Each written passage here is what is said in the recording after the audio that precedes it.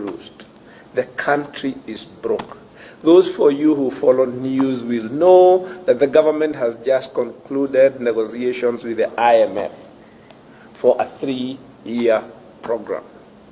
Now, these are the programs we used to have in the early 90s. Many of you do not know, young people do not experience these through called SAPs, Structural Adjustment Programs. Countries, when they go broke, unlike companies, are not liquidated. This IMF program is the equivalent of putting the country in receivership. Okay? So Kenya is in receivership. So any promises anybody is making to you that they are going to deliver 35%, that they are going to do this, those programs have to be approved by the IMF in Washington, then they will not be approved.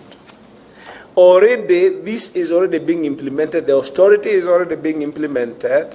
The tax measures you have seen being implemented since January are part of it. There is going to be rollback of government expenditure, particularly, and that tends to hit mostly the services to people. There is a demand that the government retrenched close to 100,000 people during the course of the program. Many of you young people have not experienced this, and this hurts the whole economy. So the message is, if a government has been in power for 9 years, going to 10, and the end is it is put in receivership by the international financial institutions, that government has failed, isn't it? It's a failed government. What then should be the fate of that government? It should be voted out, isn't it? Now, the only recourse we have as citizens when a government fails is the ballot.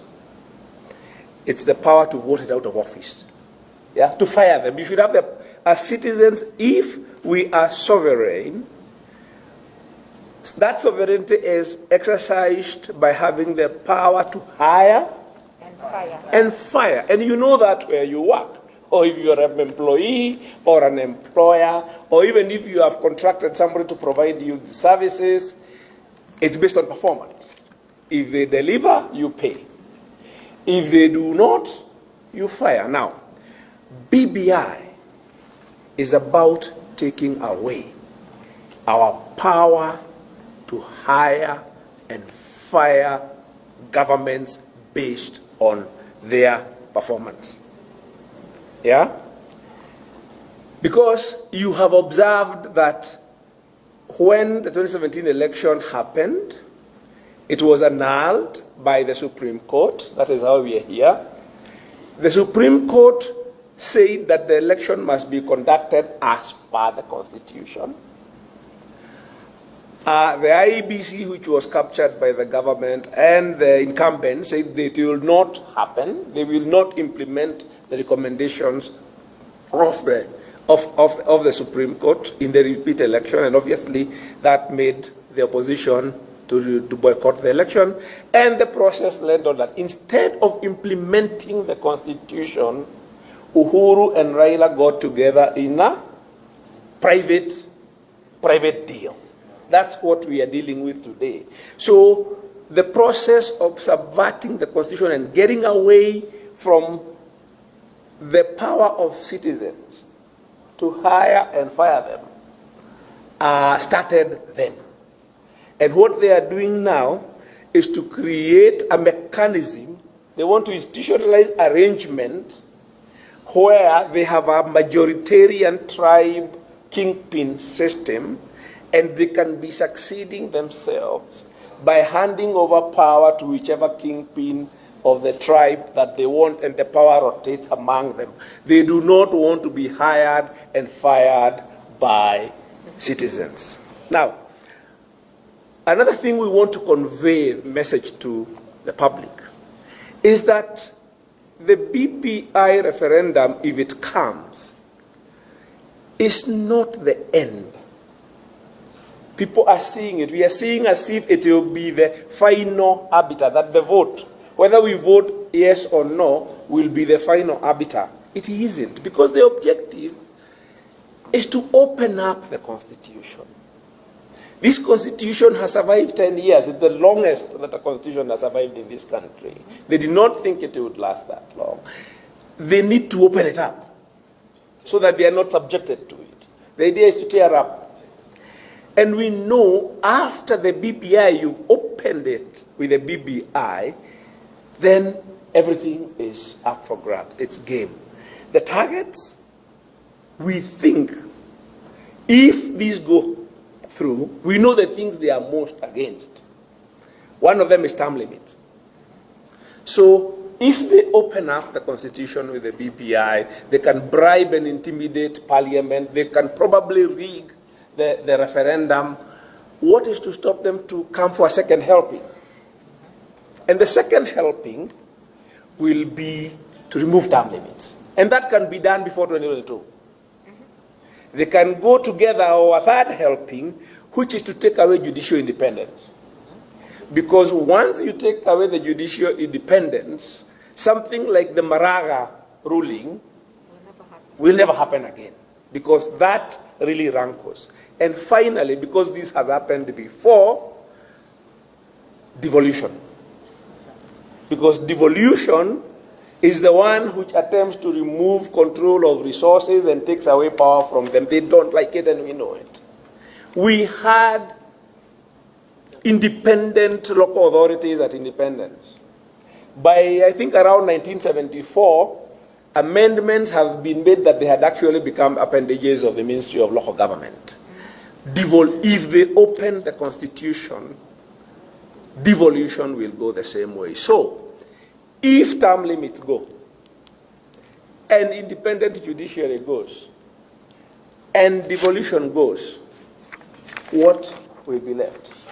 The ultimate, which is what you see in a very devious way, is the power of citizens even to protest, even to challenge what they are doing.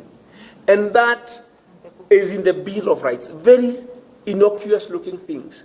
The freedom of speech and freedom of assembly are the most powerful political instruments that citizens have. That if we disagree with the way we are governed, we can speak and we can assemble.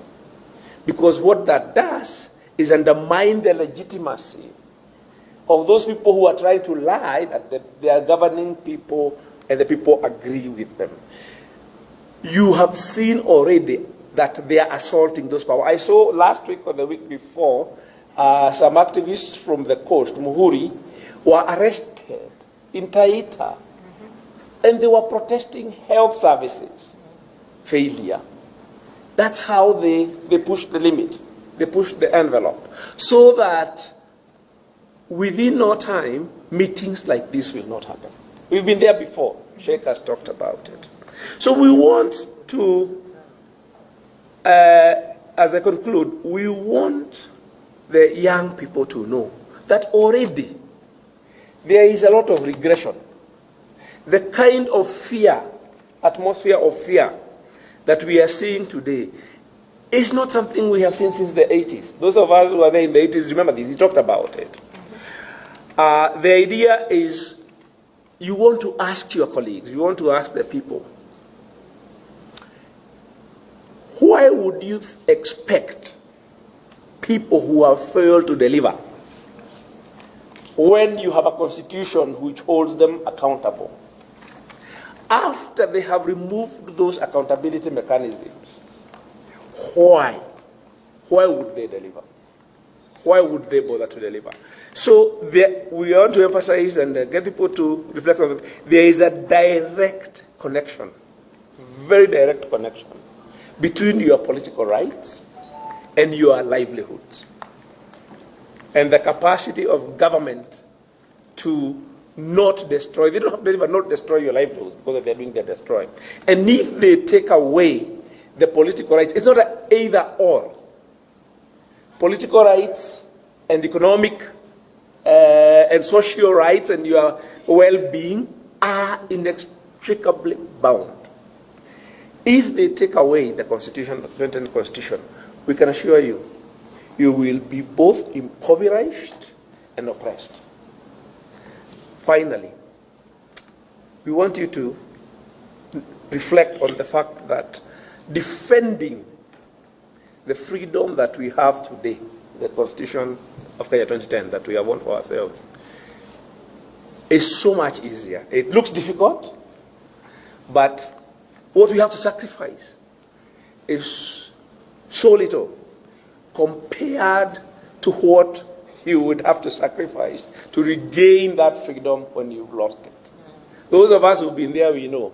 If we lose it, regaining it may even come after actual physical war. If you look at this where people have lost their freedom, once these people take away our freedoms and they're enjoying the power, they don't give it up. You have to fight. So good people, let us defend what we have, because the price that would have to be paid to regain it is so much higher. Thank you very much.